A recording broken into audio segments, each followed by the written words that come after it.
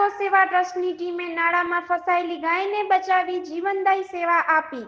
મુન્દ્રા જિલ્લાના એક નાળામાં ગાય ફસાઈ જવાથી મુન્દ્રા ગૌ સેવા ટ્રસ્ટના 108 એવા શ્રી રતનભાઈ ગઢવીને જાણ થતા તે અને તેમની ટીમ તાત્કાલિક ઘટના સ્થળે પહોંચ્યા. સમૂહ જહેમત અને શ્રમ દ્વારા ગાયને સલામત બહાર કાઢી જીવદયા અભિયાન સફળ બનાવાયું. મુન્દ્રા ગૌ સેવા ટ્રસ્ટ દ્વારા અવારનવાર આવા જીવદયા અને સેવાના કાર્ય થાય છે. ખાસ કરીને ચોમાસા દરમિયાન ઠેર ઠેર પાણી ભરાઈ જવાથી અને રસ્તાઓની ખરાબ હાલતને કારણે ગાય અને અન્ય જીવદારો મોટા ખાડાઓમાં ફસાતા રહે છે.